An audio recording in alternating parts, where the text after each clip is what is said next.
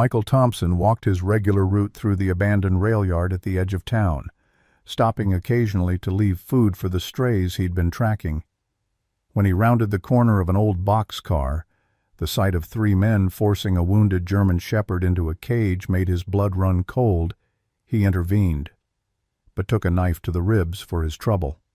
8 months later, while reviewing security footage for his new rescue shelter, Michael spotted the same men approaching his property with bolt cutters and guns. What they didn't know would change everything forever. Leave a like and share your thoughts in the comments, along with the city you're watching from now. Let's continue with the story. The wind swept across the vast Montana plains, bending the tall grass in waves that reminded Michael Thompson of the ocean he'd once crossed on a military transport. Pine Ridge wasn't much to look at, a forgotten town of 300 souls clinging to existence after the sawmill closed 5 years back. But the surrounding landscape held a rugged beauty that matched Michael's own weathered exterior. At 35, Michael carried himself with the measured movements of someone who'd seen too much. His broad shoulders remained square despite the weight they carried, his face tanned and lined from years under foreign suns. Only his eyes betrayed him dark, vigilant, constantly scanning for threats that existed now only in his memory. The ranch house sat a mile outside town, a simple structure with peeling white paint and a wraparound porch that sagged slightly on the western edge. Behind it stretched 3 acres where Michael had constructed makeshift shelters from salvaged materials, tarps stretched over PVC pipe, shipping pallets converted to walls, old shed doors repurposed as windbreaks. Not pretty, but functional, like him. Duke watched from the porch steps as Michael loaded food into the bed of his faded blue pickup. The German shepherd's ears perked forward, his scarred muzzle lifting to catch Michael's scent on the breeze. Duke had been the first found half-starved with a broken leg along Highway 12. Now he shadowed Michael's every move, a silent guardian who understood that some wounds couldn't be seen. The nightmares came less frequently now. Michael no longer woke every night drenched in sweat, throat raw from screaming. Duke's steady presence, the weight of him curled against Michael's side, anchored him when the memories of his 3 tours in Iraq threatened to pull him under. The dogs gave him purpose, a reason to keep moving forward after his honorable discharge.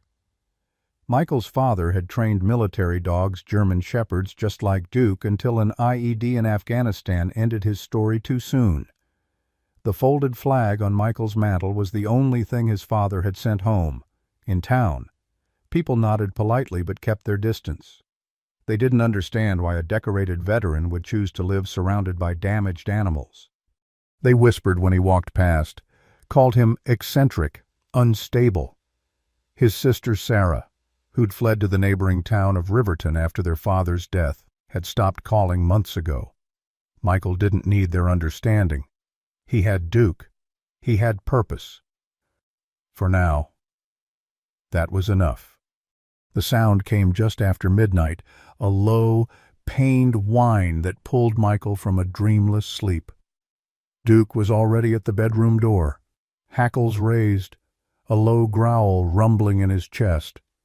Michael slipped his feet into worn boots and grabbed the flashlight from his nightstand, following Duke's tense body through the darkened house. Outside, the Montana night pressed close, stars scattered like broken glass across the black sky. Duke moved with purpose across the yard, nose low to the ground, leading Michael toward the creek that marked the edge of his property. The beam of the flashlight caught a flash of movement, something dark against the pale stones of the creek bed. "Easy," Michael murmured. Approaching slowly, the shape resolved into a dog, a German shepherd like Duke, but larger, its coat matted with blood and dirt. One ear was torn, and a deep gash ran along its flank. The dog tried to rise as Michael approached, teeth bared in a defensive snarl, but collapsed back with a whimper. Michael's mind flashed to his father's stories, tales of loyal shepherds who'd saved entire platoons, who'd dragged wounded soldiers to safety under enemy fire. "It's okay," he said softly, crouching down. "I'm not going to hurt you." The dog's eyes held a familiar fear, the same haunted wariness Michael sometimes caught in his own reflection. With careful movements, he removed his jacket and wrapped it around the trembling animal. Duke stood guard as Michael lifted the shepherd, wincing at the animal's weight against his old shoulder injury. "Hang on, buddy," Michael whispered as he placed the dog in the back of his pickup. "I know someone who can help." The veterinary clinic was dark when Michael pulled into the gravel lot, but the apartment above showed a single lit window. He honked twice, then stepped out to gently lift the injured shepherd. By the time he reached the door, a woman in flannel pajamas and hastily pulled-on boots was waiting. "This better be good. Thompson." "Dr. Amy Johnson," said, pushing sleep-mussed hair from her face. Then she saw the bundle in his arms, and her expression shifted instantly. "Bring him in." Under the harsh fluorescent lights of the examination room, the dog's injuries looked even worse. Amy worked methodically, her annoyance giving way to professional focus as she cleaned wounds, administered pain medication, and began the delicate work of stitching the deep gash. "Fighting dog," she said finally, nodding toward the old scars visible beneath the matted fur. "See these marks here? He's been in the pit before. Recently, too." Michael's jaw tightened. "You sure?" "I've treated enough of them to know." Amy continued working, her hands gentle despite the anger in her voice. "There's something else he's chipped. This was someone's pet once." The thought of a family dog being stolen, forced to fight for the entertainment of men like those at the rail yard, made Michael's hands curl into fists. His father would have felt the same righteous anger had felt it.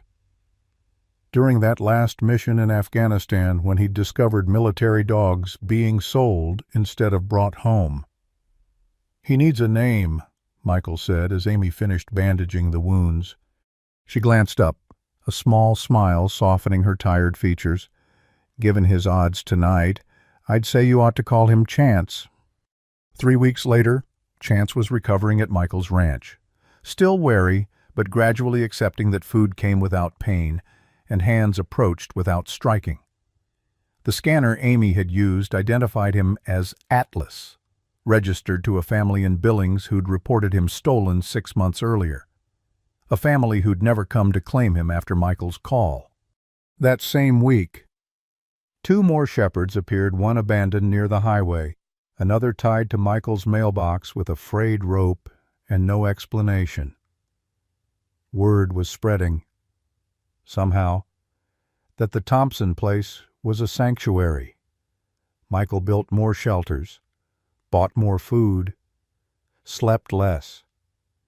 He began to notice a pattern. Most of the strays bore the same fighting scars as Chance.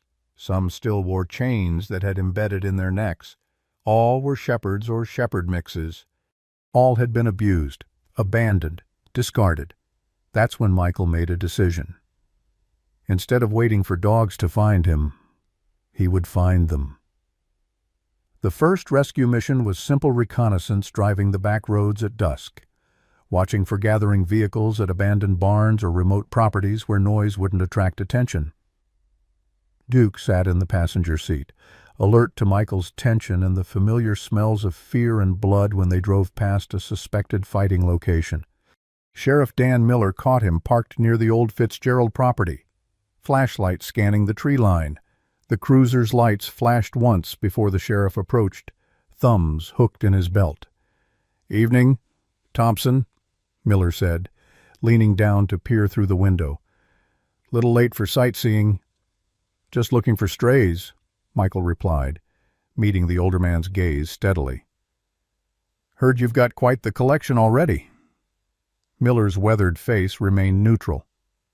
"Also heard Mrs. Benson filed a noise complaint about all that barking. And Tom Fletcher says the smell carries all the way to his place when the wind shifts." Michael nodded once. "I'll look into some soundproofing and better waste management." "You do that?" Miller straightened, adjusting his hat. Word of advice. Thompson Pine Ridge isn't big on change or crusaders. Whatever you're doing, keep it legal and keep it quiet. The warning was clear, but it didn't deter Michael. 3 nights later, he followed the sounds of engines and men's voices to an abandoned quarry outside town, keeping to the shadows. He watched as trucks and SUVs formed a rough circle, headlights illuminating a makeshift fighting pit. The snarls and yelps of dogs carried on the night air. Michael's military training took over, observing, cataloging faces, identifying the organization's structure. He recognized 2 of the men from town, including a county commissioner who'd shaken his hand at last year's Veterans Day ceremony. The rage he felt was cold, focused, useful. When the fights ended and the crowd dispersed, Michael moved in. 2 dogs had been left behind, losing fighters, too injured to be valuable, too weak to survive another day. One was already dead. The other, a young female shepherd with a torn ear and frantic eyes, tried to retreat as he approached. Easy, he whispered, using the same soothing tone that had worked with Chance. I'm here to help. The shepherd allowed him close enough to slip a lead around her neck. Michael was guiding her toward his truck when voices approached, 3 men returning, flashlight beams cutting through the darkness. Hey, who's there? Michael ran, the shepherd matching his pace despite her injuries. They reached the truck just as shouts rose behind them. A gunshot cracked the night, the bullet pinging off metal as Michael slammed the door and started the engine. The drive home was tense, his eyes constantly checking the rearview mirror. The shepherd huddled on the floor of the passenger side, trembling. Only when they reached the ranch did Michael's heartbeat begin to slow.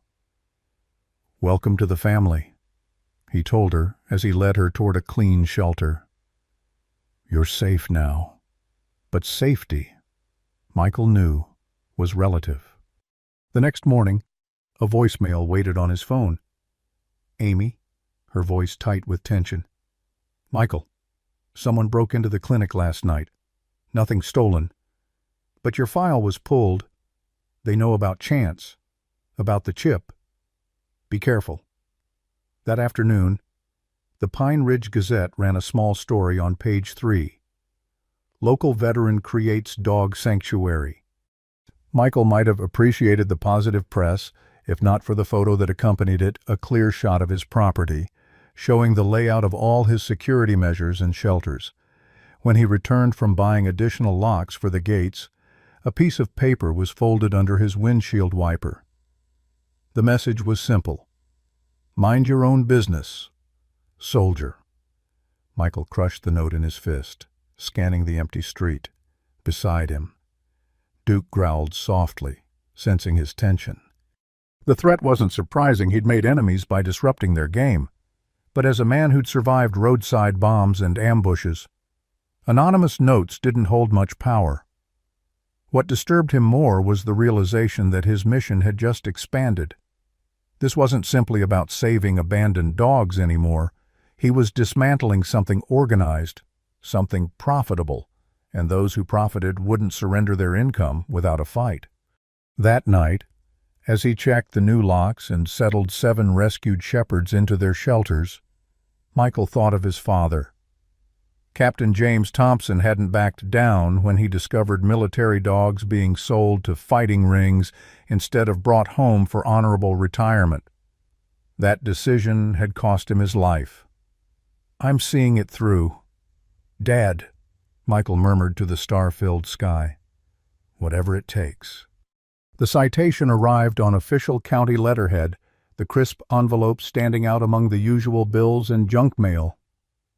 Michael read it twice, the bureaucratic language translating easily enough his property wasn't zoned for animal rescue operations. 25 dogs exceeded the residential pet limit by 22. He had 30 days to comply or face daily fines. That same afternoon, His cell phone rang with a call from the landlord of the small warehouse space he'd rented to house the overflow of rescued shepherds. "I'm sorry, Thompson," the man said, not sounding particularly sorry. "Getting too many complaints from neighboring businesses.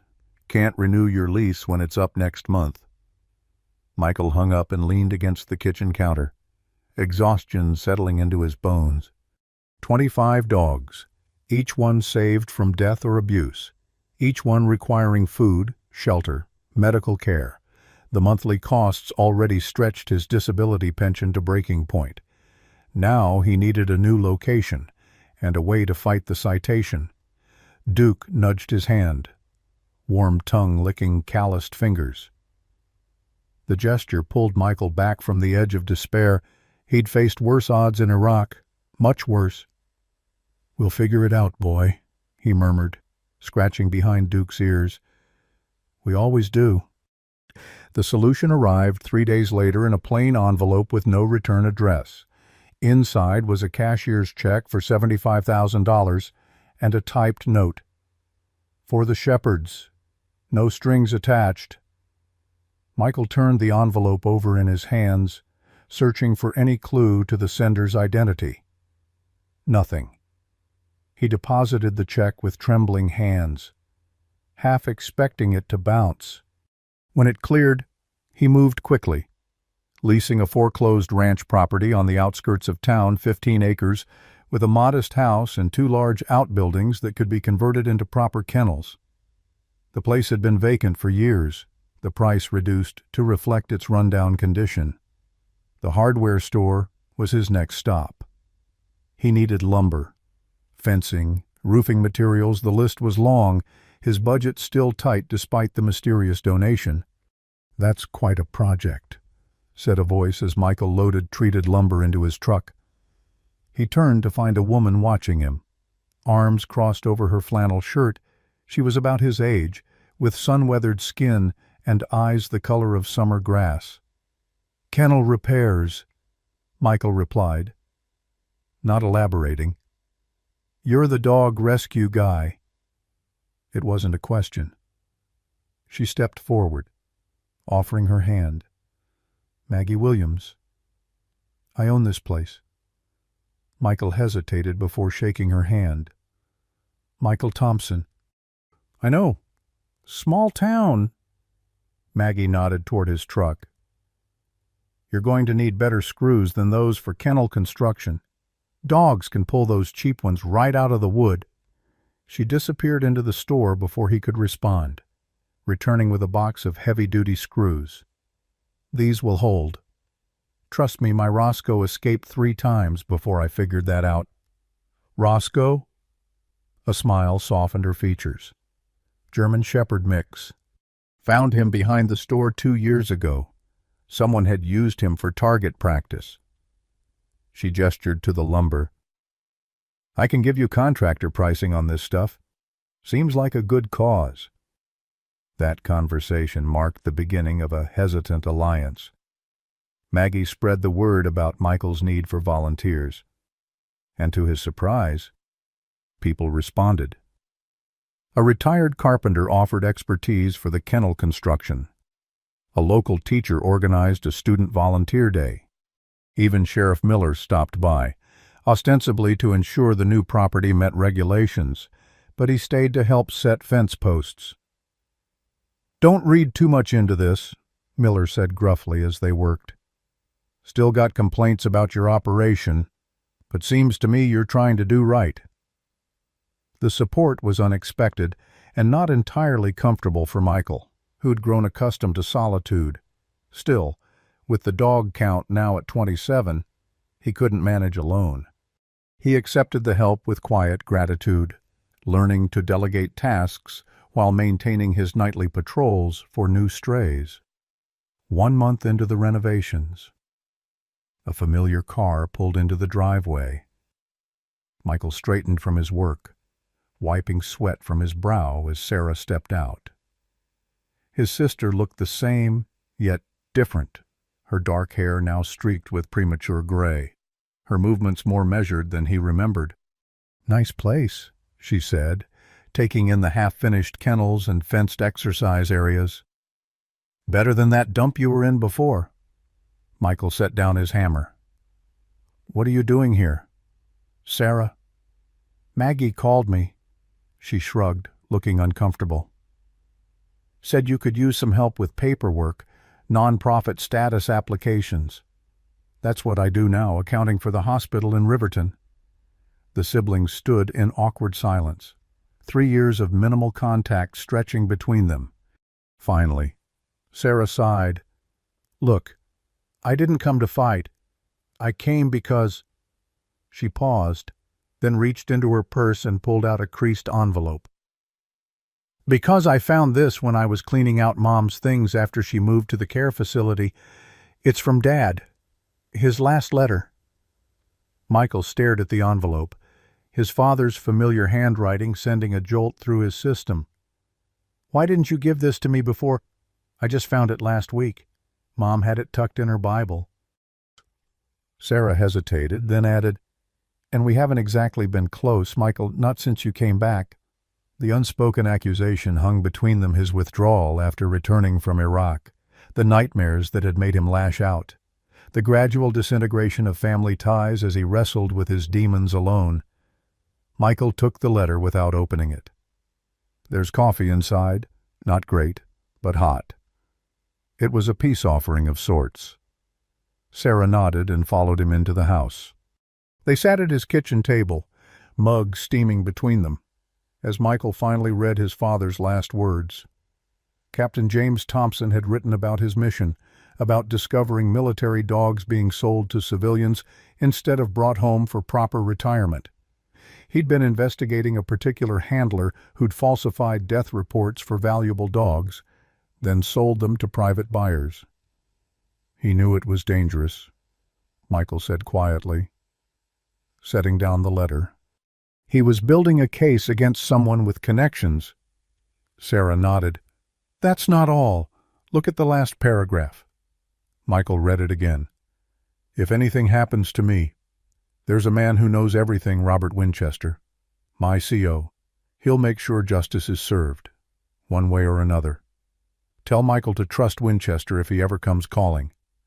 "Winchester," Michael repeated, the name unfamiliar. Dad never mentioned him in his calls home. Maybe that was intentional. Sarah took a sip of her coffee.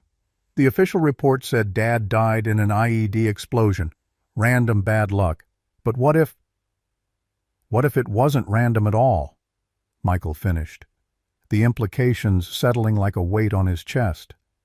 Their conversation was interrupted by barking from outside the alert pattern Michael had learned meant strangers approaching. He moved to the window and felt his blood freeze. 3 men were walking up the drive, and he recognized them immediately, the same 3 from the rail yard incident 8 months ago. "Stay here," he told Sarah, moving quickly to the door. Duke fell in beside him, body tense and ready. The men stopped when they saw Michael emerge from the house. The leader, a thick-necked man with a poorly concealed shoulder holster, smiled without warmth. "Mr. Thompson, heard you got yourself a nice new place. Quite an upgrade for a man on disability pay." Michael kept his expression neutral. "Can I help you, gentlemen? Just wanted to see this rescue operation we keep hearing about." The man's eyes scanned the property, lingering on the security cameras Michael had installed. "Community-minded citizens. That's us. Always interested in local initiatives. We're not open to the public yet," Michael replied evenly. "Still constructing."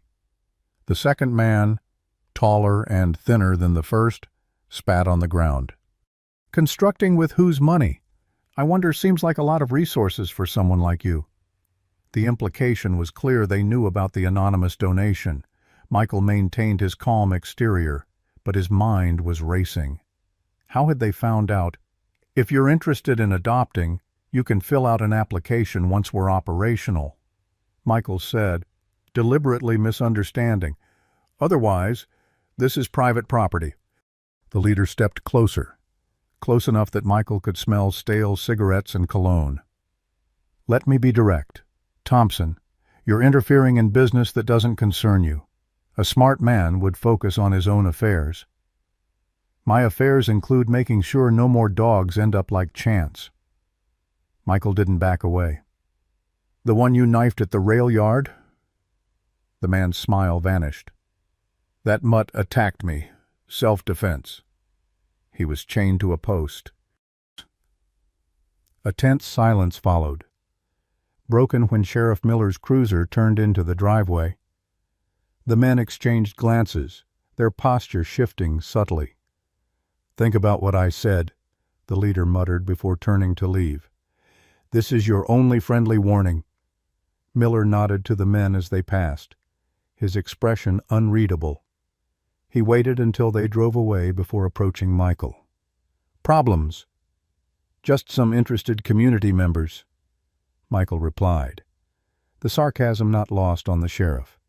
Miller's eyes narrowed. "That was Gregory Chambers. Runs the biggest construction company in the county. Major donor to every political campaign around. Also owns fighting dogs, though that's not common knowledge. You know about the fighting rings?" Miller looked uncomfortable. "Rumors. Nothing I can prove yet." "Yet." The sheriff studied Michael for a long moment. "Those security cameras working?" "Yes." "Good. Keep them running." Miller turned to leave, then paused. "That new property north of town that Chambers just purchased might be worth keeping an eye on. Lot of construction. Not much building." The cryptic message was clear. Miller was giving him information without officially giving information. It was the closest thing to an alliance Michael could expect from local law enforcement. That evening, after Sarah had returned to Riverton with a hesitant promise to help with the non-profit paperwork, Michael attended the monthly town council meeting. He hadn't planned to speak, but when the agenda turned to nuisance properties and several residents stood to complain about his rescue operation, he found himself walking to the microphone. "My name is Michael Thompson," he began, his voice steady despite the nervous energy coursing through him. "I know some of you have concerns about my rescue work." The council members watched impassively. In the third row, Gregory Chambers leaned forward, a smirk playing at his lips. "What you might not know is why I do this work." Michael paused, gathering his thoughts. "My father trained military dogs, German shepherds that saved countless American lives overseas. When those dogs completed their service, they deserved honor, safety, and peace. Instead, some were sold to people who used them for profit and entertainment, forcing them to fight until they died." A murmur went through the crowd. Michael continued, his voice growing stronger. "Every dog at my sanctuary has been abandoned, abused, or forced to fight. Every single one deserves a second chance, and I intend to give it to them, regardless of who objects." The room erupted in mixed reactions, applause from some, angry muttering from others. Through it all, Michael kept his eyes on Chambers, whose smirk had vanished, replaced by cold calculation. As Michael returned to his seat, a man he didn't recognize nodded slightly from the back row, an older gentleman with military posture and watchful eyes. The man slipped out before Michael could approach him, but the brief acknowledgement left him wondering. That night, while reviewing his security footage before bed, Michael noticed an envelope that had been slipped under his door. Inside was a newspaper clipping about his father's death in Afghanistan and a business card bearing a single name, Colonel Robert Winchester, U.S. Army Ret. On the back, handwritten, "Your father was right. We need to talk." A bitter Montana winter settled over Pine Ridge, transforming Michael's rescue property into a landscape of pristine white broken only by the packed snow paths between buildings. Inside the converted barn, 32 German shepherds now occupied proper kennels, insulated, heated, with raised platforms and chew-resistant bedding. The improvements had consumed most of the anonymous donation, but the results were undeniable. No longer a haphazard collection of makeshift shelters, the Thompson Military Shepherd Rescue was becoming a legitimate operation. Michael moved between the kennels during morning feeding, his breath clouding in the heated air as he checked each dog for signs of distress or illness. Chance, now fully recovered from his injuries, followed at Michael's heels, his role as assistant firmly established. The once terrified fighting dog had transformed into a confident, stable companion, a success story Michael referenced when the occasional prospective adopter visited. "Looking good in here," came Maggie's voice from the doorway. She stomped snow from her boots before entering, carrying a large box. "Feed delivery. Thought I'd save you the trip to town." Their relationship had evolved into something Michael couldn't quite define more than friendship, less than romance, built on mutual respect and a shared devotion to the rescue work. Maggie spent most weekends at the property, her practical knowledge of construction and animal behavior proving invaluable. She never pushed for more than Michael could give, seeming to understand the parts of him still healing from war.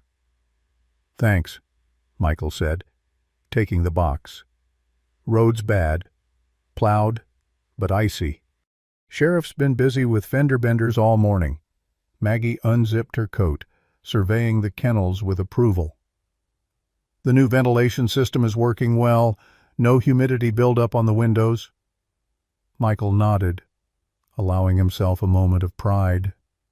The barn's transformation had been his design, incorporating everything he'd learned about proper kennel management through research and hard experience. Each dog had adequate space, visual barriers for privacy, and access to a small individual outdoor run. A central play area allowed for supervised socialization. "Sarah called," Maggie continued, kneeling to greet an enthusiastic young shepherd. "The 501c3 application is moving forward. She thinks we'll have non-profit status by spring." Michael raised an eyebrow. Maggie shot him a look. "Yes, unless you're planning to manage accounting, fundraising, and social media on top of dog rehabilitation and property maintenance."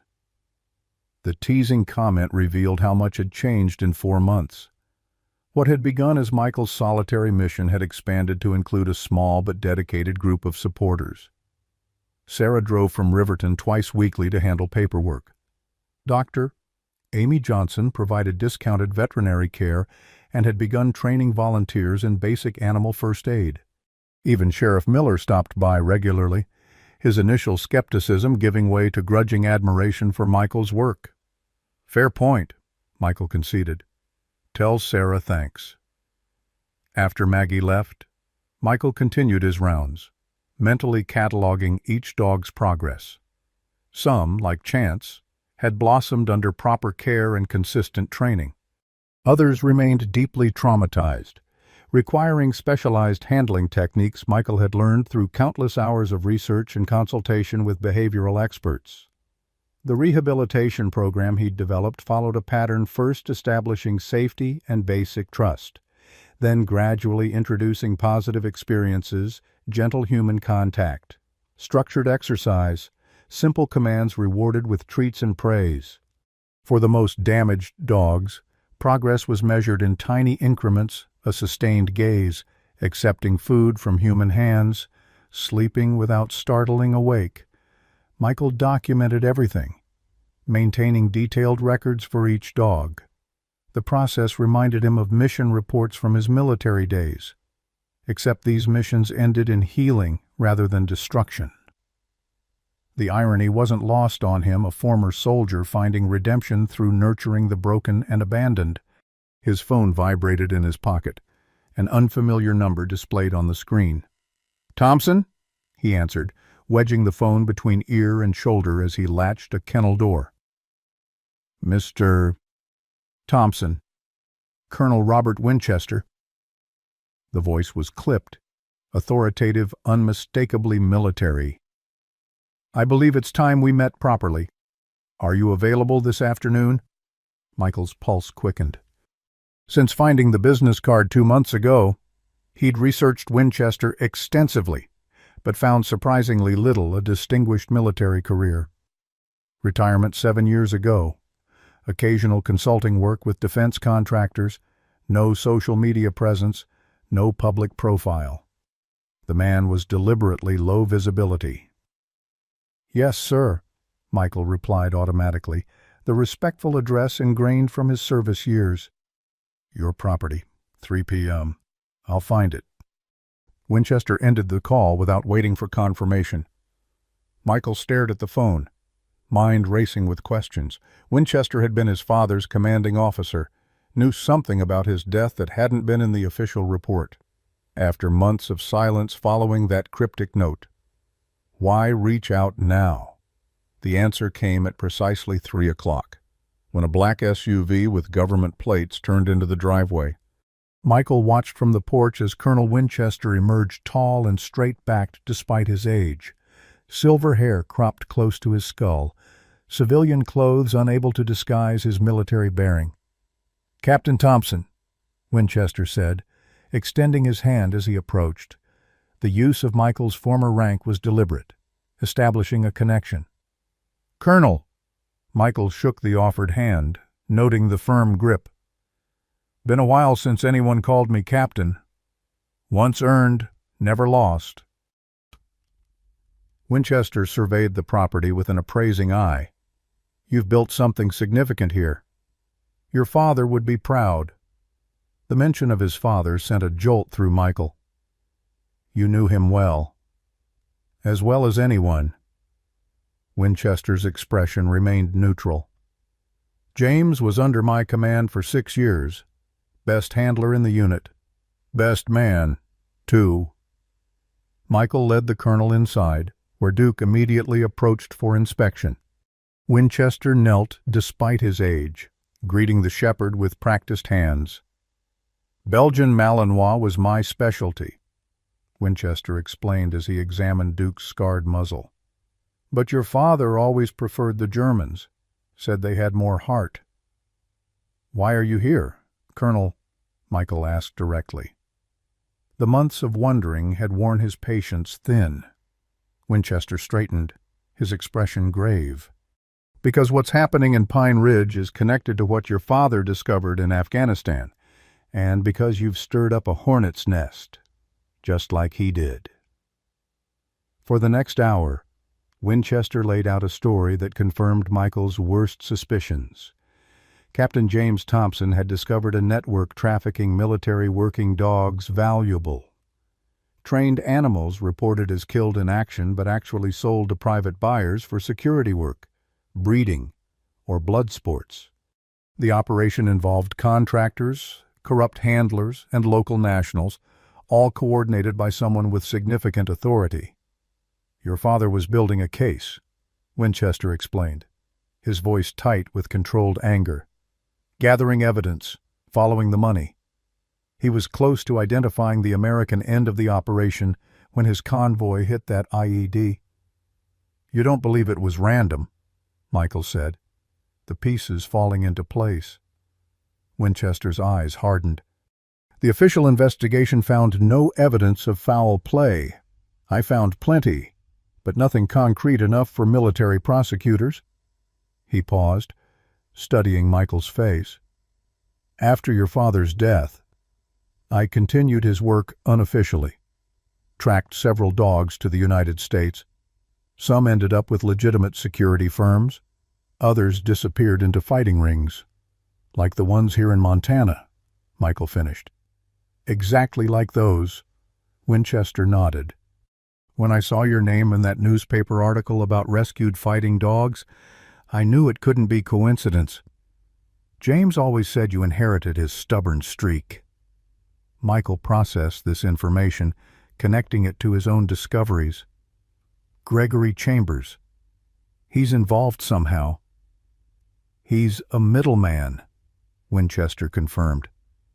"Provides local facilities, handles distribution, Small player in a larger organization, but useful for our purposes. Our purposes. I've spent 7 years gathering evidence on this network. Captain, 7 years watching dogs that served our country being abused and killed for profit and entertainment. Winchester leaned forward, intensity radiating from his weathered features. I'm close to bringing the entire operation down, but I need something concrete connecting Chambers to the trafficking, something that will stand up in federal court. Michael understood immediately. You want me to help you get evidence? You're already in the perfect position. They're watching you, but they don't see me. Winchester sat back. I'm the one who sent you that donation. By the way, call it an investment in justice. The revelation stunned Michael. $75,000 was no small investment. Before he could respond, his phone rang Sarah, her voice tight with urgency. Michael, I just overheard something at the coffee shop. Chambers and the mayor were talking about getting an emergency injunction against your property, some health code violation they're pushing through. They're moving to shut you down this week. After ending the call, Michael relayed the information to Winchester, who nodded grimly. They're accelerating their timeline. You've become too much of a liability. The colonel stood, decision made. We need to move faster than planned. Are you with me, Captain? Michael thought of his father, of the dogs he'd already saved, and those still suffering. Yes, sir. What's the mission? The next week unfolded with military precision. Under Winchester's guidance, Michael installed additional security cameras in strategic locations around the property. Sarah used her accounting skills to trace a series of suspicious cash deposits in Chambers' business accounts. Amy documented the injuries of recently rescued dogs, creating medical profiles that established patterns of organized fighting. Meanwhile, Michael maintained his regular routine, deliberately visible in town as he purchased supplies and attended community events. Chambers and his associates watched from a distance, convinced their legal maneuvers would soon eliminate the problem. They were unaware of the night operations. Twice.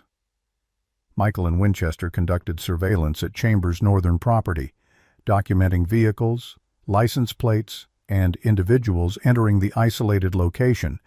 Winchester, despite his age, moved with the stealth and discipline of a seasoned operator, teaching Michael techniques for covert observation. Chambers is hosting something big this weekend, Winchester reported after intercepting communications through methods he declined to explain. Bringing in buyers from 3 states, dogs coming in tomorrow, according to my source. We need to be there, Michael insisted, thinking of the animals being prepared for fighting. Winchester shook his head. Too risky.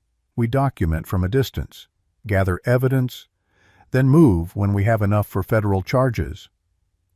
And meanwhile, those dogs die in the pit. Michael couldn't keep the bitterness from his voice. The colonel's expression softened slightly. I understand, son, but getting yourself killed or arrested won't save them. We do this right. We take down the entire operation. The compromise they reached was uncomfortable but necessary. They would observe the property during the dog delivery, document everything possible, then withdraw without intervention. The evidence would go to Winchester's federal contacts, bypassing local authorities who might be compromised. On Thursday evening, Michael received an unexpected visitor. Sheriff Miller's cruiser pulled up just as darkness fell, its headlights briefly illuminating the exercise yard where Michael was conducting final rounds. Got a minute? Miller asked, climbing out of his vehicle. He looked tired, the lines around his eyes deeper than usual. Michael nodded, though suspicion flickered through him. Miller had been increasingly supportive, but his loyalties remained unclear. Heard you've been asking questions around town, Miller said without preamble. About Chambers, about properties up north, making people nervous. Should they be nervous? Sheriff, Miller sighed. removing his hat to run a hand through thinning hair. "Look, Thompson, I've been in law enforcement 30 years. Know when to look the other way to keep my job. Know when something's too dirty to ignore. What's happening north of town falls into that second category. You know about the fighting ring. Known for months. Can't prove it. Can't get a warrant. Can't go in without cause." Miller replaced his hat, his expression hardening. "But rumor says they're bringing in dogs tomorrow. New stock. They call it. Chambers thinks I'm on his payroll, so his boys talk freely around me." Michael studied the sheriff's face, looking for deception and finding only weary resolve. "Why tell me this?" "Because my deputy's cousin works security for Chambers. Says they're planning something for your place while everyone's distracted by the event up north." Miller met Michael's gaze directly. "Don't know what exactly, but I'd have someone here keeping watch if I were you." The warning was unexpected but aligned with Winchester's intelligence. Michael nodded slowly. "Appreciate the heads up." "Don't make me regret it." Miller turned to leave, then paused. "Those new cameras you installed, make sure they're recording tomorrow night. Evidence has a way of disappearing in this county." After the sheriff departed, Michael called Winchester, who arrived within the hour. They modified their plan, with Maggie and 2 trusted volunteers agreeing to remain at the rescue property while Michael and Winchester conducted their surveillance operation.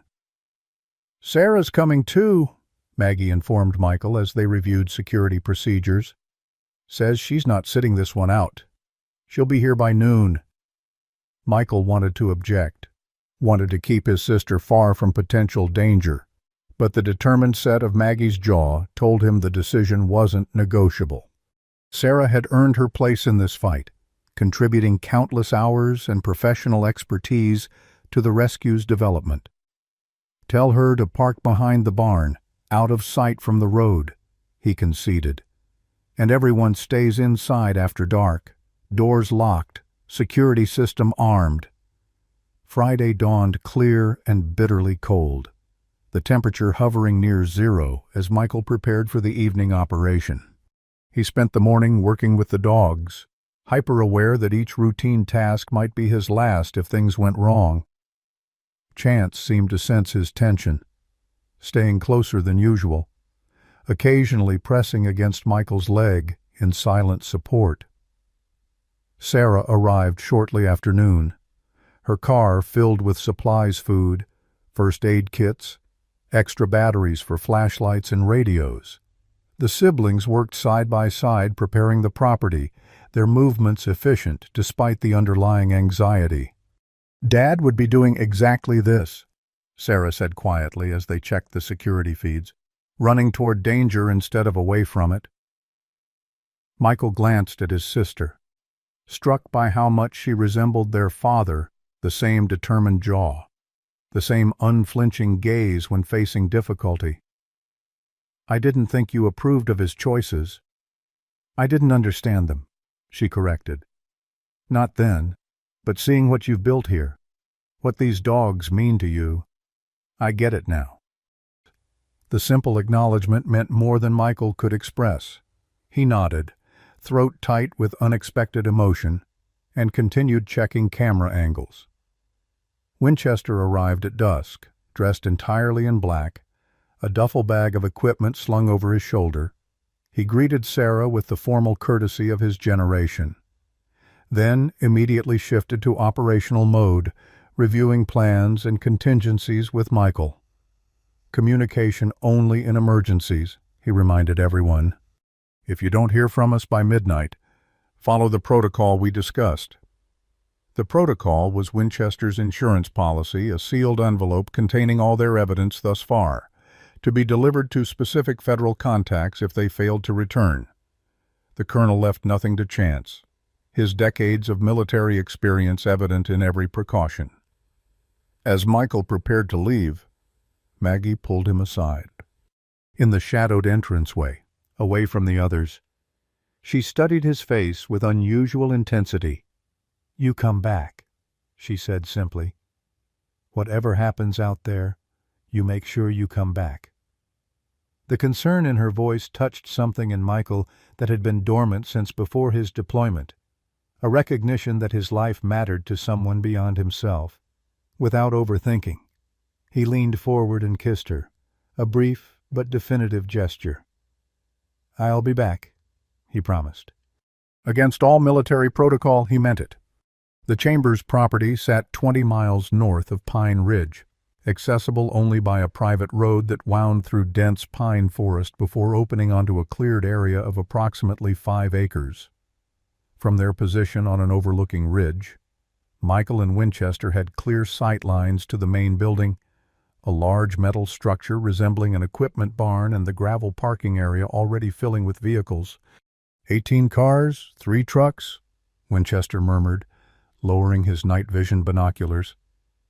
License plates from Montana, Idaho, Wyoming, high-end vehicles mostly. These aren't local boys coming for entertainment. These are serious buyers. Michael focused his own binoculars on the building's entrance, where 2 armed men checked IDs before allowing visitors inside. The security was more extensive than he'd expected, professional, organized, with regular perimeter checks by men with military-style movement patterns. "Ex-military," Winchester confirmed, noticing Michael's attention. "Private security contractors. Most likely Chambers doesn't trust local muscle for an operation this size." For 2 hours, they documented arrivals, capturing license plates and faces with a long-range camera Winchester produced from his equipment bag.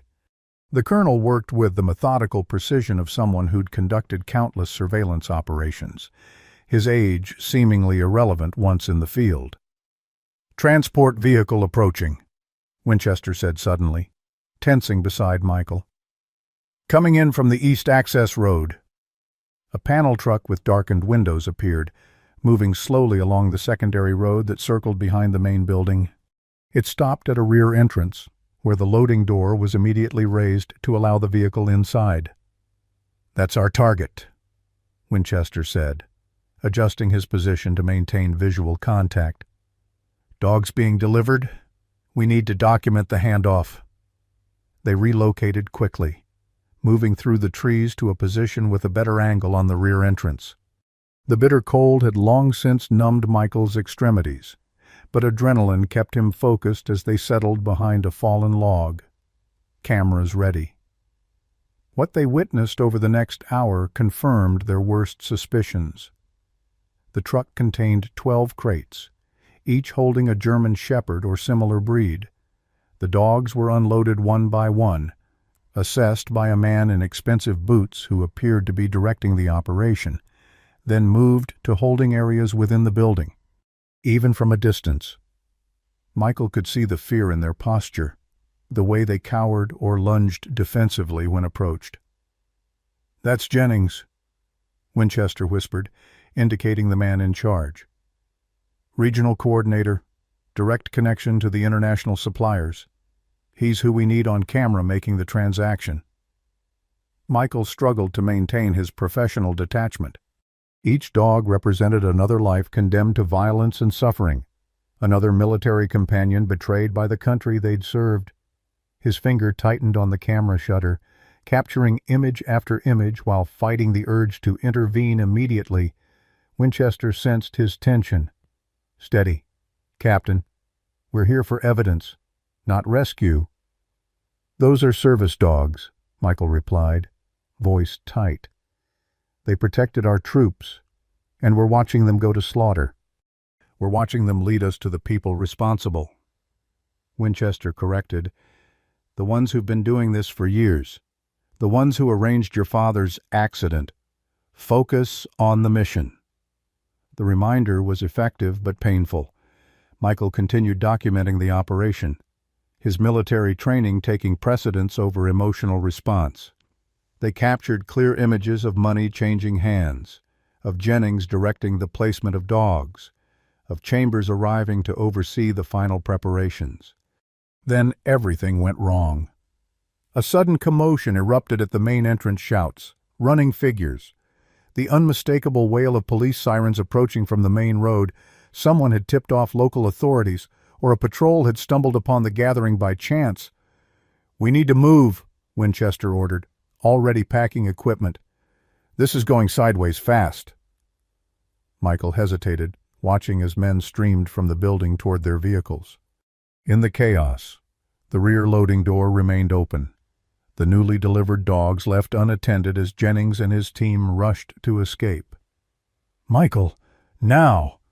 Winchester's voice carried the full weight of command, but Michael was already moving not toward their extraction point, but down the slope toward the building.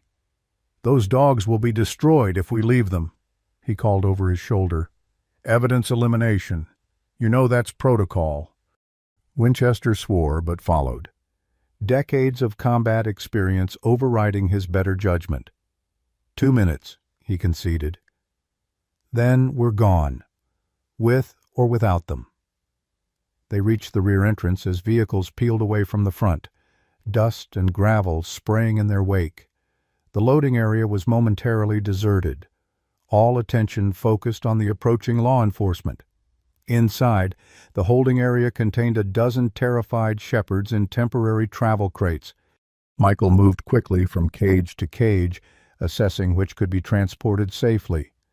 Some showed extreme aggression. Others cowered in terror. 4 appeared stable enough for immediate evacuation. "These 4, he told Winchester, who was standing guard at the doorway. "The others will need sedation we don't have." Winchester nodded grimly. "Transport. My truck is half a mile east. We can carry 2 each." They worked rapidly, securing makeshift leads around the necks of the 4 selected dogs. Michael spoke continuously in a low, soothing voice, using the techniques he'd developed for newly rescued animals.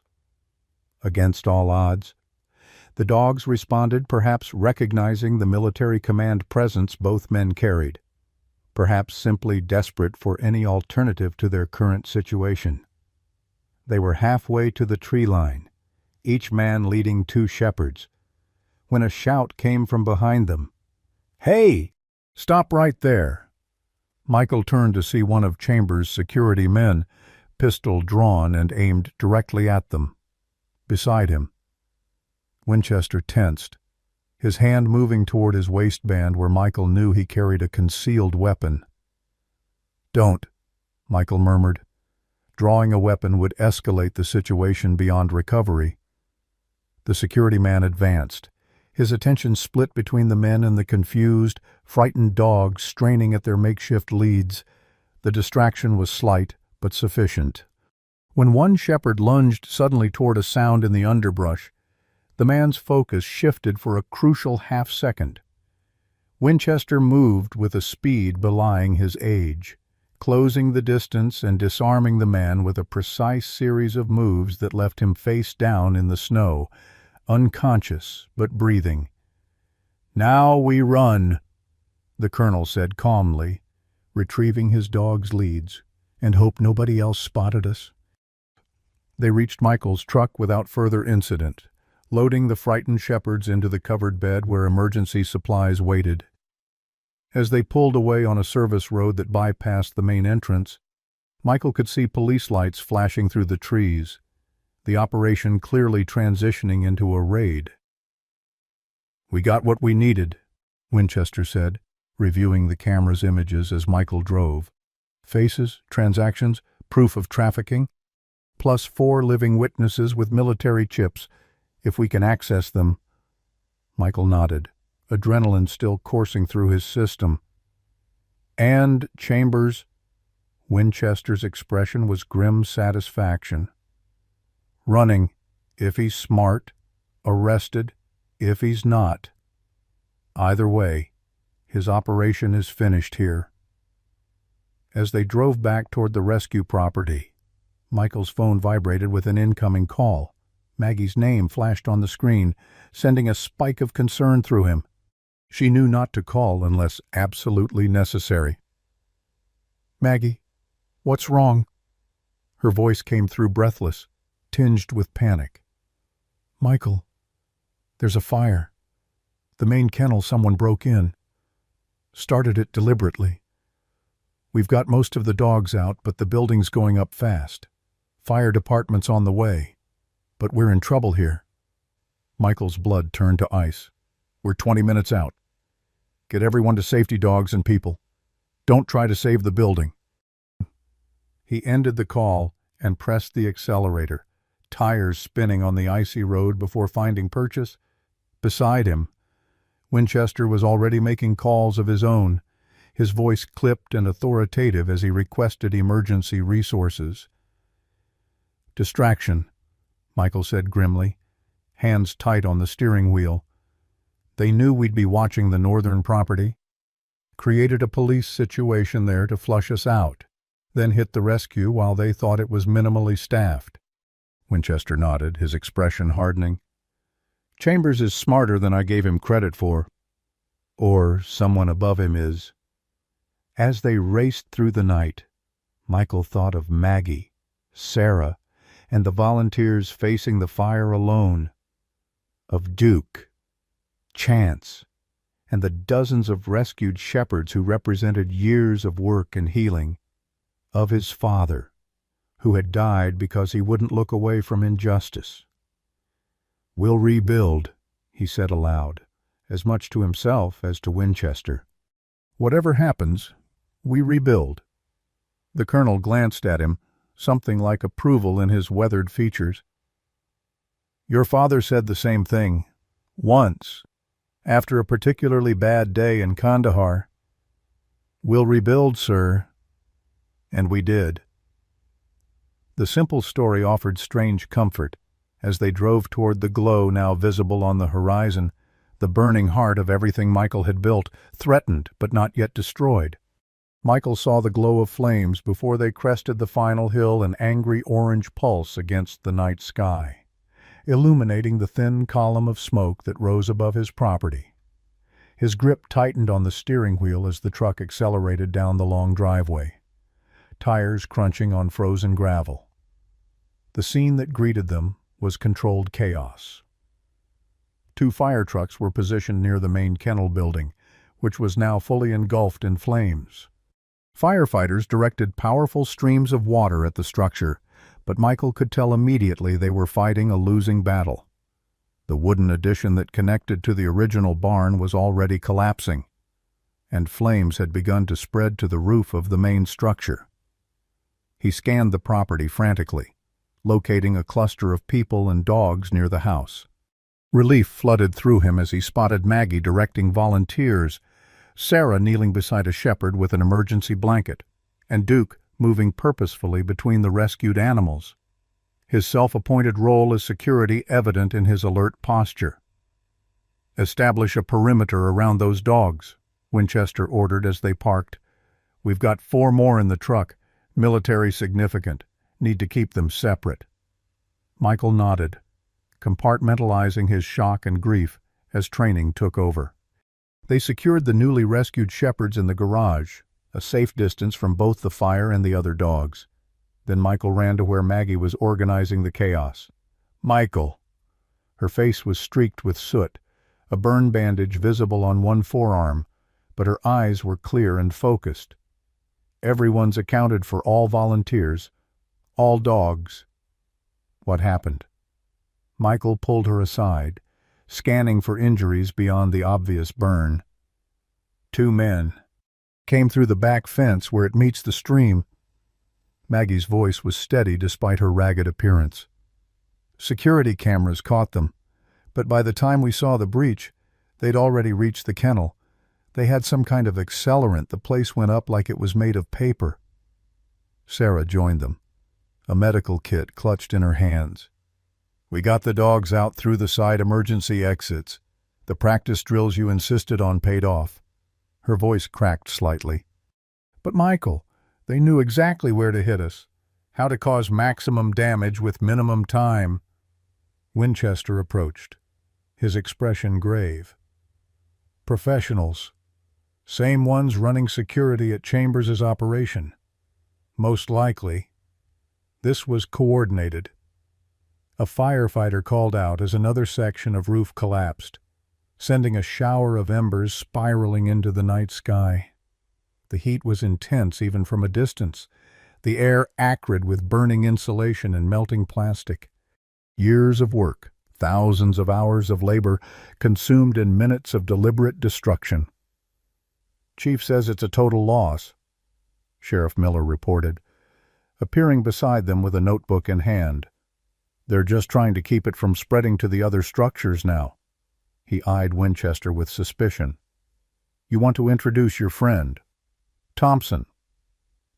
"Colonel Robert Winchester, military consultant." Winchester's tone betrayed nothing, his cover established with practiced ease. "I've been advising Captain Thompson on security upgrades, clearly not implemented soon enough." Miller's eyes narrowed at the explanation, but he didn't press further. "My deputies found signs of forced entry, cut fence, footprints leading to and from the kennel. Professional job." He lowered his voice. "Interesting timing, considering I've got 3 other deputies currently processing a raid on Chambers' northern property. Anonymous tip came in about animal fighting." "Very interesting," Michael agreed, meeting the sheriff's gaze evenly. Miller studied him for a long moment. "I'll need statements from everyone once this is under control. Until then, keep your people and animals contained to this area." He glanced toward the garage where the 4 rescued shepherds were secured. "All of them." As the sheriff walked away, Winchester turned to Michael. "He knows something. Not everything, but enough to connect dots." "Can he be trusted?" Sarah asked, voicing the question Michael was considering. Winchester's expression remained neutral. "We'll proceed as if the answer is no. Trust has to be earned in situations like this." They spent the next hour establishing order within chaos, creating temporary shelter arrangements for the displaced dogs, treating minor injuries, documenting the damage for insurance purposes. The kennel building eventually collapsed entirely, leaving only a smoldering shell as firefighters continued dousing hotspots. Through it all, Michael moved with mechanical efficiency, his military training overriding the devastation he felt watching his life's work reduced to ashes. Only when chance pressed against his leg, the shepherd's warm presence both familiar and comforting, did Michael allow himself a moment of genuine emotion. He knelt beside the dog, fingers threading through thick fur. "We're still here," he murmured. "That's what matters." By dawn, the immediate crisis had passed. The fire was extinguished, statements given to law enforcement, and temporary accommodations arranged for all 36 dogs. The 4 rescued from Chambers' facility remained isolated in the garage, where Amy Johnson was examining them for injuries and attempting to scan for identification chips. "This one's definitely military," she confirmed, indicating a lean male with distinctive markings. "Chip matches Department of Defense registry. Atlas, service number 8K743. Reported KIA in Afghanistan 3 years ago." She looked up at Michael and Winchester, her expression troubled. "He's very much alive, and based on these scars, he's been fought extensively." Winchester nodded grimly. "That's our smoking gun. Direct evidence connecting the international trafficking to the local operation." "And proof my father was right," Michael added, the realization settling heavily in his chest. Captain James Thompson had died because he'd discovered this very operation. Military dogs reported dead but actually sold into fighting rings, their specialized training making them valuable commodities in the underground dogfighting world. The colonel placed a hand on Michael's shoulder, the gesture unexpectedly paternal. "He'd be proud of what you've done here, what you're still doing." Before Michael could respond, Maggie appeared in the doorway, her expression urgent. "Michael, you need to see this. All of you." She led them to the house, where Sarah had connected a laptop to the television. On screen was footage from one of the security cameras, a clear image of the two men who'd set the fire. "I was reviewing the backup footage," Sarah explained, "and I recognized one of them." She zoomed in on the taller figure. Even through the ski mask covering most of his face, the distinctive eyes and build were familiar. "That's Gregory Chambers' head of security," Winchester confirmed. "Former military contractor. I've seen him at multiple events." Sarah nodded. "And I pulled this from the county records database." She switched to another window, displaying a series of business filings. 3 of Chambers' companies have received wire transfers from a holding corporation called Sentinel International. The same corporation appears in Dad's notes right here. She opened a digital scan of their father's final notebook, pointing to a page where Sentinel Intel was circled multiple times with question marks. "He was tracking them," Michael said, the connections becoming clear. "Following the money from Afghanistan back to the U.S. Winchester studied the documents with intense focus. "This is exactly what we needed." Direct financial connection between Chambers' operation and the international trafficking ring James was investigating. A knock at the door interrupted their discussion. Sheriff Miller stood on the porch, his expression unreadable as he removed his hat. "Thompson, need a word." Michael stepped outside, closing the door behind him. "What is it, Sheriff?" Miller glanced around before speaking, his voice low. "Chambers was found dead at his property 30 minutes ago. Single gunshot wound to the head. His security team is missing, presumed fled." The news struck Michael like a physical blow. Suicide. Maybe, maybe not. Miller's eyes were hard. Convenient timing, though, right when evidence was about to connect him to that fighting operation. "And to your fire. Are you accusing me of something?" Michael kept his voice level, despite the implication. "Just stating facts. I know where you were when the fire started helping those dogs at Chambers' place. I've got witnesses." Miller replaced his hat carefully. "But your colonel friend, he's an unknown quantity with an awfully convenient arrival in Pine Ridge." "Winchester has been helping me secure the property," Michael maintained, the partial truth easier to deliver than a complete lie. "Sure." Miller didn't sound convinced.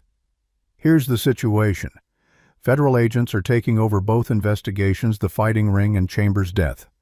They'll be here within the hour. Whatever you and Winchester are involved in, it's about to get a lot more complicated." Michael absorbed this information, weighing implications. "Thanks for the heads up. Don't thank me yet."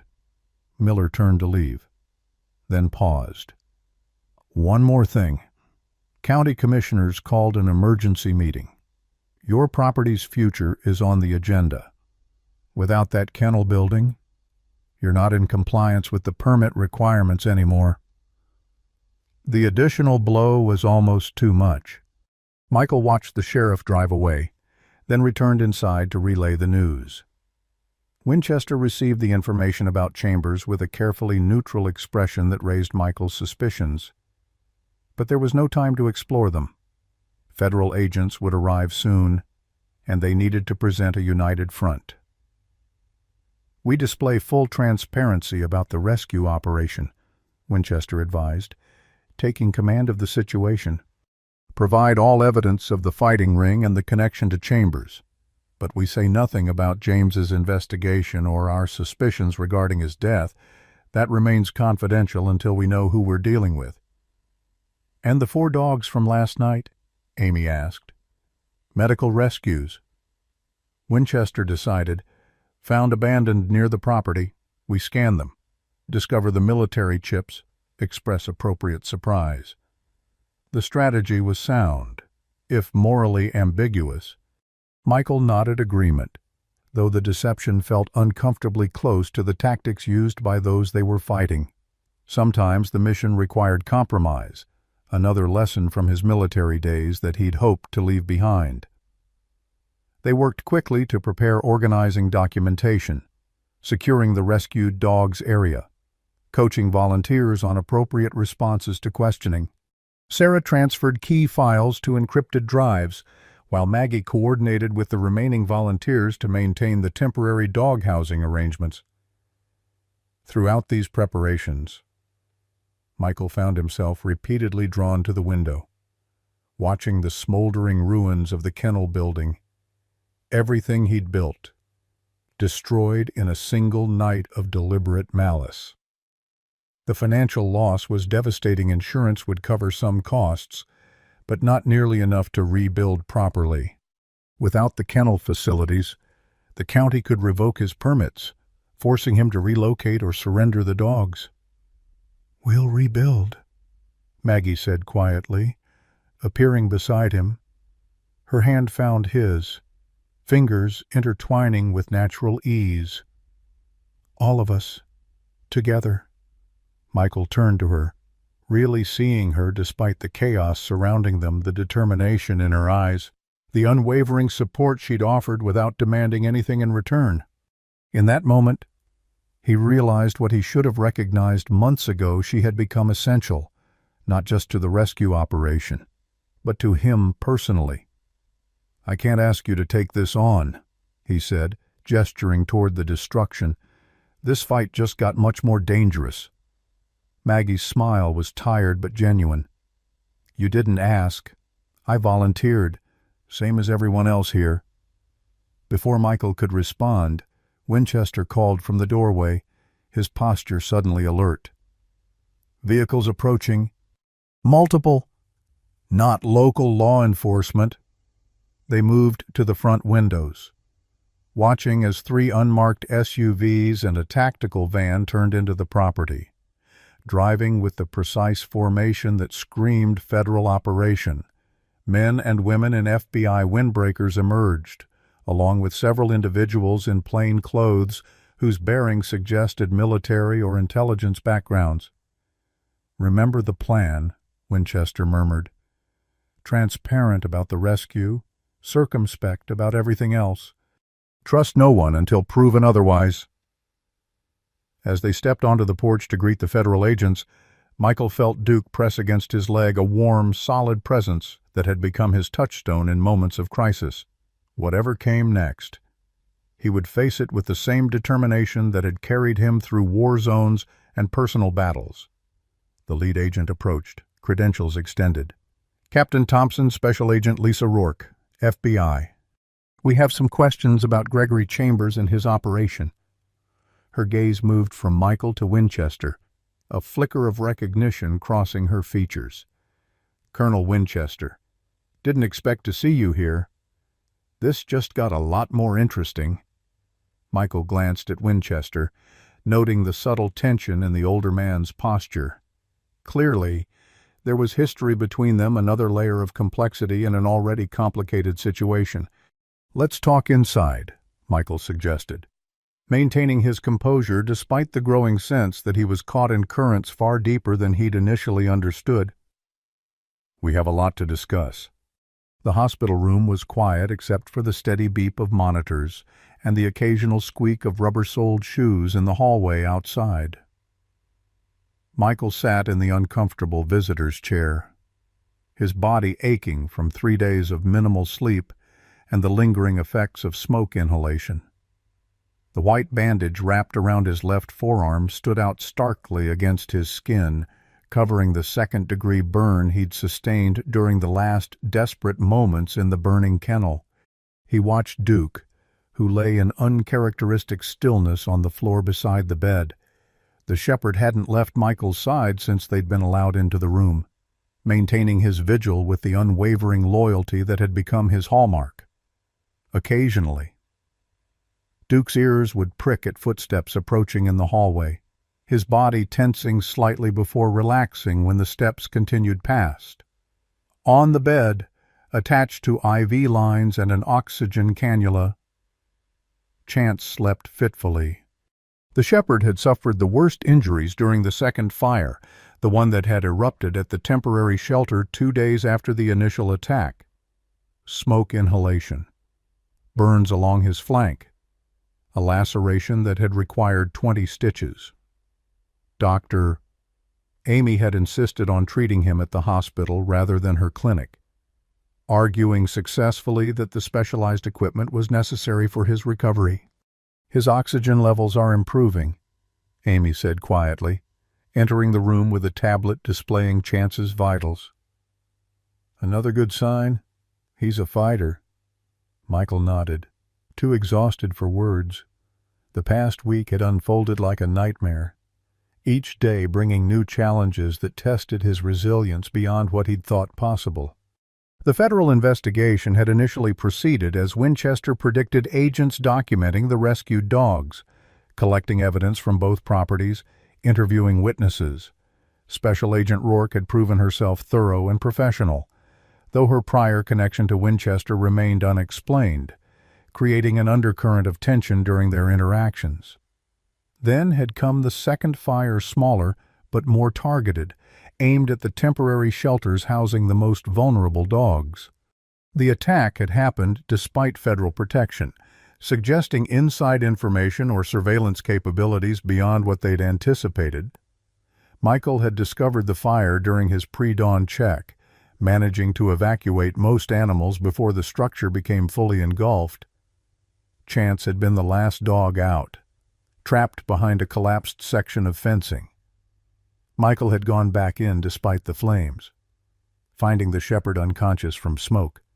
The rescue had cost him the burn on his arm would leave a permanent scar, and his lungs still ached with each deep breath, but he'd made it out with Chance clutched against his chest.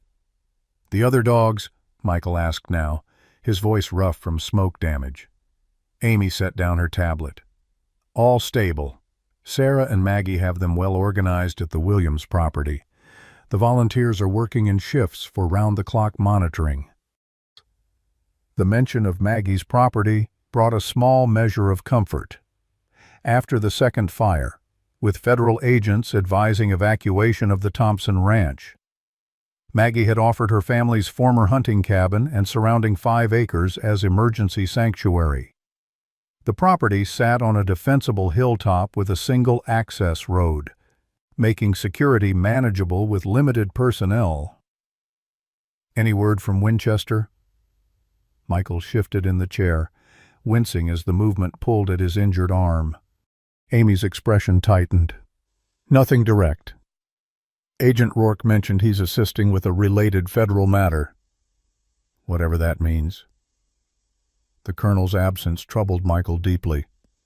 Winchester had disappeared the day after federal agents arrived, leaving only a cryptic note. "Following crucial lead, trust Rourke. Will contact when secure." Despite Rourke's assurances that Winchester was operating with authorization, Michael couldn't shake the feeling that something had gone wrong with their carefully constructed plan. A soft knock at the door preceded Sarah's entrance. His sister looked as exhausted as Michael felt, dark circles prominent beneath her eyes, clothes rumpled from too many hours of continuous wear. Still, she managed a small smile when she saw Chance's improved condition. "He's looking better," she observed, moving to stand beside Michael's chair. The vet at the emergency shelter said the same about Atlas and the other military dogs. "They're responding well to treatment." Michael nodded, grateful for this piece of good news. The 4 shepherds rescued from Chambers' property had become central to the federal investigation, their military identification chips providing irrefutable evidence of trafficking. Agent Rourke had brought in specialists from the Department of Defense to document their condition and history, building what she described as an airtight case against the entire network. "Any progress on the insurance claim?" Michael asked, though he already anticipated the answer. Sarah shook her head. "They're still investigating the cause of fire. Standard procedure, they say. But the adjuster mentioned that arson introduces complicating factors." She didn't attempt to hide her frustration. "Meanwhile, our operating funds are nearly depleted. The emergency donations are helping, but they won't cover rebuilding costs." Financial reality was becoming impossible to ignore. Without the insurance payout, without substantial new funding, the Thompson Military Shepherd Rescue couldn't continue, not on the scale needed to house and rehabilitate 36 dogs. Even with volunteers donating time and supplies, the basic costs of food, medicine, and proper shelter would soon exceed available resources. "We might need to consider placement options," Sarah continued gently, voicing the possibility Michael had refused to acknowledge. "Other rescues, private adopters with experience handling traumatized dogs. Agent Rourke mentioned the military might take back the confirmed service dogs once they've completed their documentation." "No." Michael's response was immediate and firm. "Those dogs served their country and were betrayed. I won't let them be separated or treated as evidence. They stay together until we find a permanent solution." Sarah didn't argue, though her expression revealed her concern about the practicality of his stance. Instead, she placed a hand on his shoulder, offering silent support before changing the subject. "2 more volunteers quit yesterday," she reported. "They're worried about the safety risks after the second fire. Can't blame them." The volunteer exodus was yet another blow. From a dedicated group of 15 local supporters, they were down to 6, just Maggie, Sarah, Amy, and 3 others willing to continue despite the evident danger. Most had families, jobs, responsibilities that couldn't be risked. "We'll manage," Michael said, the words sounding hollow even to his own ears. A small sound from the bed drew their attention. Chance was awake, eyes blinking slowly as he oriented himself to the unfamiliar surroundings. Duke immediately rose, moving to place his head within view of his injured companion, tail wagging gently in recognition. Michael leaned forward, placing his hand where Chance could see it before making contact. "Hey, buddy. You're okay. We're both okay." The injured shepherd's tail thumped weakly against the bed, a small but meaningful response that sent a surge of emotion through Michael's chest. After everything, the fires, the investigation, the uncertain future, this simple connection remained unbroken. Chance recognized safety, recognized Michael as protector rather than threat. "Dr." Amy checked vitals, her professional demeanor softening as she stroked Chance's head. "He's stabilizing well. Another day here. Then we can transfer him to the regular veterinary recovery area." The moment of hope was interrupted by Michael's phone vibrating with an incoming call. Agent Rourke's name appeared on the screen, sending a ripple of tension through his already exhausted body. Federal calls never brought good news lately. "Thompson," he answered, voice clipped. Rourke's response was equally terse. "We need to talk. Meeting at your sister's house in 1 hour. Bring no one but family." The line went dead before he could question further. Michael looked up to find Sarah watching him, alarm evident in her expression. "What is it?" "I don't know." He stood slowly, muscles protesting the movement. "But we need to get back to the cabin. Now." As they prepared to leave, Michael bent to Chance one last time. "Keep fighting," he murmured, a message for the dog and himself alike. "I'll be back soon." Outside the hospital, the late autumn sky hung low and gray, snow threatening in the heavy clouds. Michael paused, breathing deeply despite the pain in his chest, trying to center himself before whatever new challenge awaited. Duke pressed against his leg, a steady presence amid uncertainty. "Whatever it is," Sarah said quietly, "we face it together." Michael nodded, drawing strength from his sister's resolve. Together, they walked toward her car. Each step leading them deeper into a fight neither had chosen, but both were determined to finish for their father's memory, for the dogs who depended on them, and for justice too long delayed. The cabin's main room had transformed into an impromptu command center, maps pinned to walls, laptops open on the rustic dining table, and corkboards filled with photographs and handwritten notes. Agent Rourke stood at the center of this organized chaos, her crisp FBI windbreaker a stark contrast to the weathered wood paneling behind her. Beside her, to Michael's surprise, stood Colonel Winchester, looking haggard but intensely focused. "Captain Thompson," Winchester acknowledged as Michael and Sarah entered. "Good to see you, Vertical." "Likewise." "Colonel." Michael studied the older man, noting new lines of exhaustion etched around his eyes. "Your note was less than informative."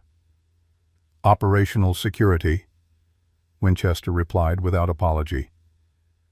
"Necessary given what we've uncovered." Agent Rourke gestured toward the dining table where documents were spread in careful arrangement. "Please, both of you, sit. What we're about to discuss doesn't leave this room." As they settled around the table, Michael noticed that only Maggie was present among the volunteers. She sat slightly apart, hands wrapped around a coffee mug, her expression suggesting she'd already heard at least part of whatever revelation was coming. "We've identified the head of the trafficking network," Rourke began without preamble. "Senator William Hargrove." The name hung in the air, its significance immediately apparent. Hargrove was Montana's senior senator, a decorated veteran himself, and chairman of the Senate Armed Services Committee that oversaw military appropriations and policy. "That's," Sarah began, then faltered. "Impossible," Winchester finished for her. "That was my first reaction too. Unfortunately, the evidence is compelling." He slid several photographs across the table. Surveillance images showing Hargrove meeting with Chambers on multiple occasions, digital records of wire transfers between shell companies, and, most damning, emails recovered from Chambers' encrypted server discussing special acquisitions from military sources. Hargrove has been using his position to facilitate the transfer of military working dogs reported as killed in action, Rourke explained. His committee oversight gives him access to deployment records, handler assignments, and disposition documentation. He identifies valuable dogs, arranges for falsified KIA reports, then diverts the animals through contractors to private buyers. "For fighting rings," Michael said, the pieces aligning with sickening clarity. Winchester nodded grimly. "Among other purposes, some go to private security firms, others to breeding operations. The highest trained, like the 4 we rescued, are prized for fighting because of their discipline and power." Michael's mind raced back to his father's final mission, the investigation that had cost him his life. Dad was tracking this. He found the connection to Hargrove.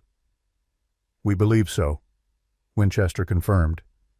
"Your father noticed discrepancies in the casualty reports for military working dogs in his unit. Too many deaths without bodies. Handlers receiving replacement dogs with minimal explanation. He started documenting patterns, following the paper trail. And Hargrove had him killed. Michael stated it as fact, not question. Cold certainty settling in his chest. Rourke interposed carefully. "We don't have definitive evidence linking Hargrove to your father's death. The IED that killed Captain Thompson was verified as enemy action." "Convenient enemy action," Winchester added, his tone making clear which version he believed. Sarah leaned forward, her analytical mind engaging despite the emotional weight of the conversation. "If Hargrove is this powerful, why risk exposing the operation by attacking our rescue directly? Why not simply use legal channels to shut us down?" "Because of Atlas," Rourke replied, referencing the military shepherd whose chip had provided their first concrete evidence. That dog was Hargrove's mistake. He was supposed to be sent to a buyer in Canada, but Chambers diverted him to the local operation instead. When Michael started rescuing fighting dogs and documenting their conditions, there was too much risk of Atlas being identified. Maggie spoke up for the first time. So the fires, the intimidation, increasingly desperate attempts to eliminate evidence and disrupt our investigation. Winchester finished. Hargrove didn't know we were already building a case. When federal agents responded to the first fire, he panicked.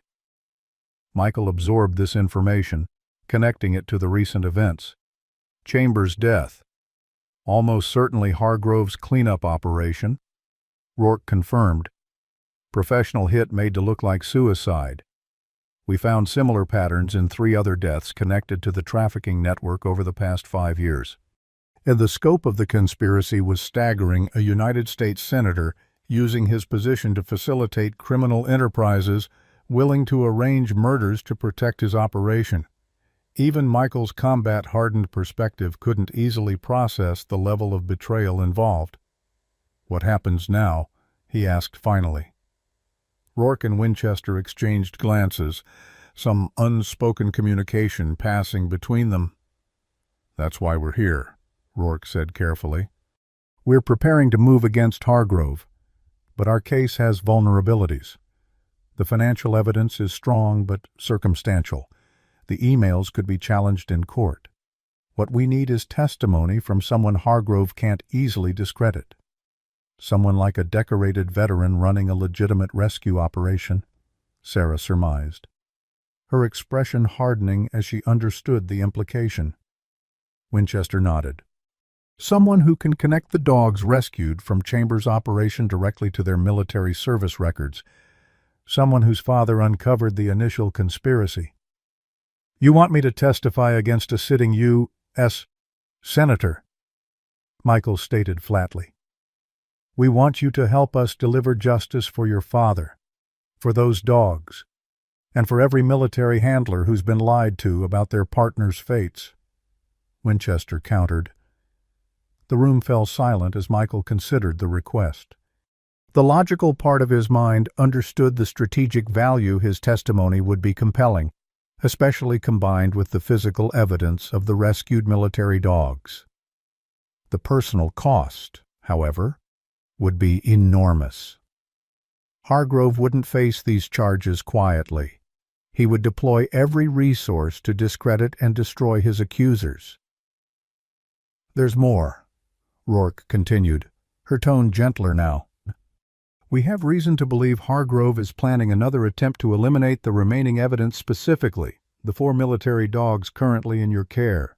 Our surveillance has identified 3 former military contractors arriving in Montana yesterday. These men have worked for Hargrove before." Michael's decision crystallized immediately.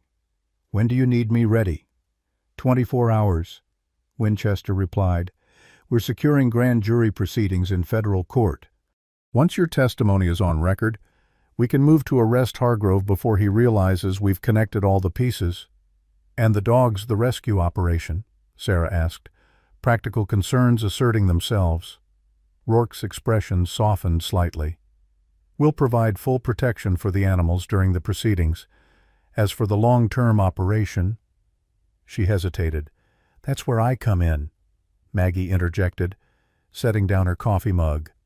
"While you were at the hospital, I had some discussions with my father. The Williams family owns 300 acres north of town, the old hunting property plus additional land we rarely use. He's willing to donate 50 acres for a permanent rescue facility." The unexpected offer momentarily robbed Michael of words. 50 acres would provide ample space for proper kennels, training areas, and rehabilitation facilities, far more than his original property had offered. "Maggie, that's not just land," she continued, a hint of color rising in her cheeks. "Dad's construction company will handle the building work at cost, the donations already being processed through his foundation tax benefits and all that." Sarah's quick intake of breath suggested she understood the financial implications. "That solves the rebuilding problem." "But ongoing operational costs are being addressed through other channels," Winchester interrupted, something like satisfaction crossing his weathered features. The Military Working Dog Association has established a special fund for rehabilitating recovered service dogs. Your rescue qualifies as the primary recipient. Given your existing work and specialized experience, Michael stared at Winchester, suspicion forming. You arranged this. The colonel shrugged, not denying the accusation. Let's say I made some calls to people who owed me favors. Your father saved many lives. Thompson, the military takes care of its own even if some individuals like Hargrove betray that principle. The conversation continued, details emerging about the protection plan for the dogs, the testimony Michael would provide, and the timeline for action against Hargrove. Throughout these practical discussions, Michael found himself struggling with conflicting emotions, gratitude for the unexpected support, determination to see justice done, and lingering grief for his father's sacrifice. As the meeting concluded, Rourke assigned 2 agents to remain at the cabin while she and Winchester departed to make final preparations. When the room had cleared except for Michael, Sarah, and Maggie, an uncomfortable silence descended. "You don't have to do this," Sarah said finally, her voice barely above a whisper. "Testifying against Hargrove, it's not just career suicide. It could be actually dangerous." Michael looked at his sister, seeing in her face the same stubborn resolve their father had possessed. Dad didn't walk away when he discovered the truth. I won't either. Then we face it together, Maggie said simply, echoing Sarah's earlier words at the hospital. She reached across the table, her hand finding Michael's. All of us. In that moment, surrounded by the remnants of their planning session and facing the most significant challenge of his post-military life, Michael realized something fundamental had shifted within him. The isolation he'd cultivated since returning from Iraq, the protective walls built around his damaged spirit, had gradually crumbled, replaced by connections he hadn't sought but now couldn't imagine living without. Together, he agreed, the word carrying the weight of both promise and hope. 1 year later, Michael stood at the edge of the expansive training yard, watching as a group of German shepherds followed their trainers through a series of commands. The December air was crisp but not bitter, the Montana sun casting long shadows across the fresh snow that blanketed the unused portions of the property.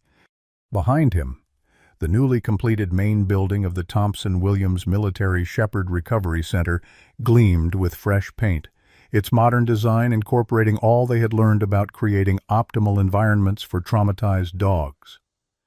Duke sat at attention beside him, gray now showing around his muzzle but his posture still proud, on Michael's other side. Chance maintained a more relaxed position, his coat fully regrown over the burn scars that would always mark his flank. The 2 shepherds had become ambassadors of sorts, their steady temperaments making them ideal companions when new veterans visited the center. "The Senator Matthews group is arriving in 10 minutes, Sarah called from the main entrance, tablet in hand as she managed the day's schedule. "And the film crew wants to get some additional footage of the therapy sessions before they lose the natural light." Michael nodded acknowledgement, taking a final moment of quiet reflection before the day's activities demanded his attention. The past year had unfolded in ways he could never have predicted during those dark days after the fires, a journey through federal courtrooms, national media scrutiny, political fallout, and eventually, unexpected triumph. His testimony against Senator Hargrove had indeed proven crucial, especially when combined with the irrefutable evidence of Atlas and the other military dogs bearing identification chips that contradicted official death records. The case had expanded rapidly as investigators followed financial trails, uncovering a network that spanned multiple countries and implicated several high-ranking officials in both military and civilian sectors. Hargrove now awaited sentencing on multiple federal charges, his political career destroyed and his considerable fortune depleted by legal costs. But the ripple effects extended far beyond one corrupt senator's downfall. Congressional hearings had led to enhanced protections for military working dogs, new oversight protocols for their retirement, and dedicated funding for rehabilitation programs for those who had served alongside American troops. "Penny, for your thoughts." Maggie appeared beside him, slipping her hand into his with the easy familiarity of their now established relationship. The simple gold band on her left hand caught the winter sunlight, matching the one Michael had placed there 3 months earlier in a small ceremony attended by their closest friends and the resident dogs who had become family. "Just thinking about how far we've come," Michael replied, squeezing her hand gently. "From one rescued shepherd to all this." The all this was impressive by any standard. The 50 acres donated by Maggie's father now housed purpose-built rehabilitation facilities, including specialized kennels, training yards, and a veterinary clinic where Dr. Amy Johnson practiced full-time. 23 German shepherds currently resided on the property, a mix of former military dogs and civilian rescues recovered from fighting operations that continued to be dismantled across the country. More meaningful than the physical structures was the program. They had developed a unique dual-purpose mission that paired rescued shepherds with veterans struggling with PTSD and reintegration challenges. Under Michael and Winchester's guidance, the center had created a therapeutic environment where both humans and dogs could heal together, each understanding the other's trauma in ways civilians rarely could. "Colonel's car just pulled in," Sarah reported, approaching with Duke immediately moving to greet her. The shepherd still considered Sarah his secondary person, following her whenever Michael was occupied elsewhere. Winchester had become a regular presence at the center, his military connections and strategic mind proving invaluable as they navigated the complex worlds of nonprofit management, government contracts, and public relations. Now officially retired from all consulting work, he devoted his considerable energy to ensuring the center's mission continued to expand. "Ready for the next chapter?" Maggie asked, nodding toward the approaching vehicles that would bring the day's visitors a senator interested in supporting similar programs nationally, a documentary crew capturing the center's work, and a new group of veterans coming to meet potential canine companions. Michael watched as Chance perked up at the sound of arriving cars, the once terrified fighting dog now confident in his role greeting newcomers. Like many of the center's residents, both human and canine, he had transformed his trauma into purpose, his scars into strength. "More than ready," Michael replied, stepping forward to welcome whatever came next. The journey that had begun with one wounded shepherd had opened a path he never expected, one that honored his father's legacy, healed his own invisible wounds, and created hope for others still finding their way home. As he walked toward the main entrance, Duke and Chance flanking him like honor guards, Michael felt a rare moment of perfect clarity. This was exactly where he was meant to be, doing work that mattered, surrounded by the family he had found rather than the one he had lost. And that was enough. More than enough. When Michael Thompson rescued that first wounded German shepherd, he never imagined it would heal the wounds war had left on his own soul. Like many of us who've weathered life's battles, Michael discovered that purpose often finds us when we're busy helping others. His journey reminds us that it's never too late to begin again, to transform our pain into something meaningful. Each of those rescued dogs carried scars, visible and invisible, just like we do after decades of life's triumphs and heartbreaks. They didn't need perfect conditions to heal. They simply needed someone who wouldn't give up on them. In building a sanctuary for forgotten heroes, Michael found his own path home. How many of us have